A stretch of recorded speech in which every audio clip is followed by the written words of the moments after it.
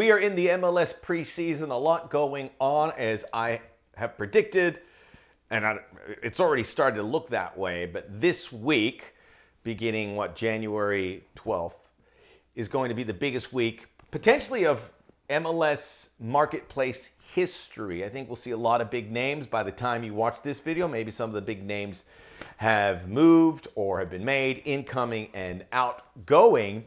But there's also this big announcement for Major League Soccer, and I've had a chance to really look deeper into what is changing. There are 6 big new rule changes affecting the roster, affecting the transfer windows, and it's all very positive, whether you are a general manager, whether you are a player, specifically a big name DP player looking to move, whether you're a player in MLS, whether you're a player outside of MLS, because players want to make money and they're going to be paying attention to what's going on here.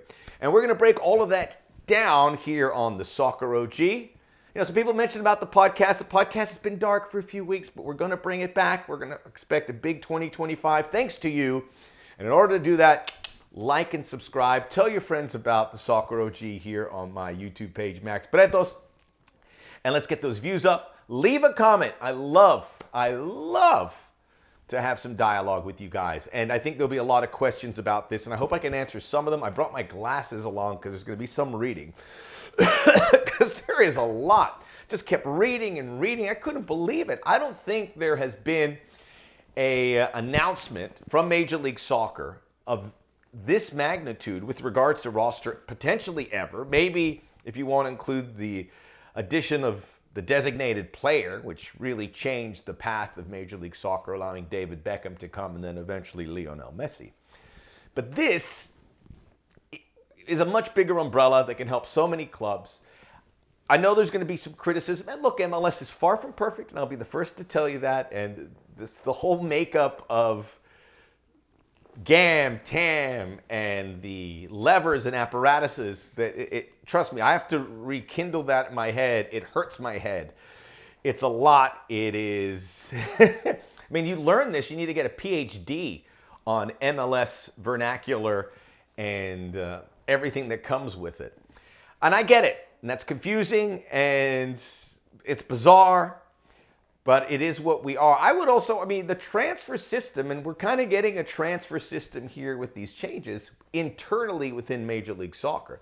The transfer system, by and large, is pretty weird in its own right. The fact that so-and-so can offer another team a crazy amount of money to bring that player. There's no real player rights in that sense unless their contract runs it. It is weird, all right? Soccer is weird. American sports, seeing that with free agency, they're like, what the heck is going on? You could buy a player, you can sell a player. It sounds weird. It's the best word. I don't want to say anything else. So we can accept that. And the salary cap, while it's going to go up a little bit, people who are hoping that they can blow the top off of that. And I'd like to see a significant expansion in the salary cap. It's not that, but there are some tools within this that will help teams that want to be more ambitious. I also want to say, look, MLS is not raking in money. This is an investment in the future. The owners of MLS are investing in the future. They are not stuffing their pockets with money. I can assure you.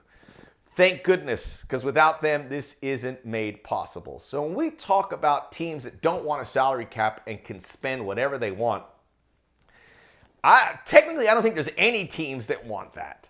There are a handful of teams that would like to spend a lot more than your average MLS team, Inter Miami. And how much longer does that go?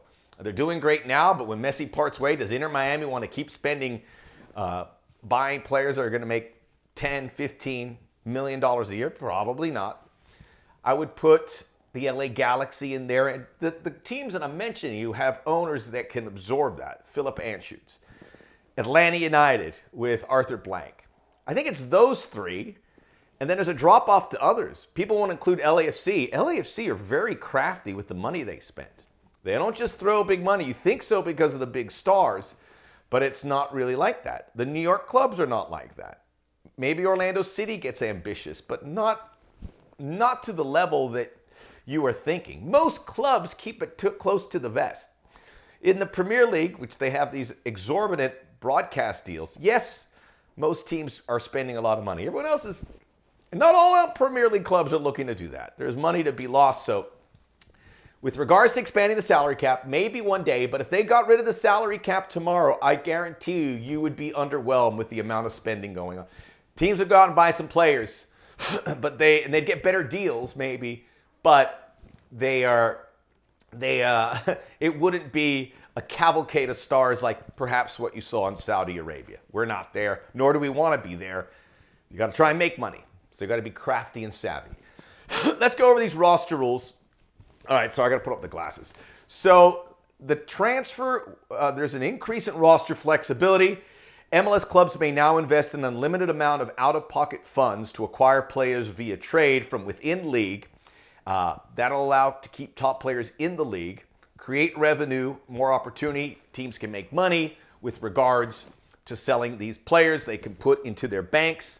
The second transfer window, because the roster rule about essentially making a transfer market within MLS feeds the second transfer window, shifts later to better align with the global transfer market, July 24th to August 21st. That's the window where you can acquire players. And I'll stop here quickly to say, this is not perfect. We're getting excited about the beginning of the MLS season, and it's going to be fun. But what happens post-summer will determine who's going to win MLS Cup, because we're going to see some massive changes. It's just the way it is. Maybe we should move to a fall spring, and maybe this is an ignition towards that. So, but in the meantime, that roster rule will expand that market, and this is where the money is going to be spent, I believe. There is some criticism, and rightly deserved, that we're in the preseason, and this probably should have taken place 3 weeks ago before teams started buying players. So it's a bit weird, but I'm not going to dwell on that. I'm just happy that this is in place. General managers are happy this is in place. I talked to them. This gives them flexibility. This is players are going to make money out of this. A DP player, and the guys that have been mentioned, Evander, Lucho Acosta, not happy where they are. They want to put pressure to move outside. Now there can be teams inside that can provide essentially a transfer payment for Evander to come to their club, or someone else who's not a DP. And we'll get to some of the minutia with regards to how it affects the salary cap, because it does. You can spend, as they said, an unlimited amount, but it will still hit your bottom line. So, yeah, one hand to feed the other, so to speak. You can acquire up to 2 players and trade 2 per season with this new apparatus. It's similar to a transfer fee. They don't want to use transfer, although it makes sense here. Can convert that revenue into general allocation money. If a player acquires or occupies a DP or under 22 slot, they've got to honor that at their new club. Clubs can now buy out, these are all the list of things, 2 guaranteed contracts, including DPs. That's big. If you got some dead weight there and you don't have to sit there for the season. If you have the money, you can buy them out. You can do that 2 times. Gives you some wiggle room. Teams are going to take advantage of that. There is no expiration date for general allocation money, so you don't have to panic to spend it just because you have it, like frequent flyer mileage. What else is there? Upgraded amount of roster homegrowns. In the past, this is smaller, but this is going to help teams in the past. And the Sounders got stuck in this. I covered a lot of their games.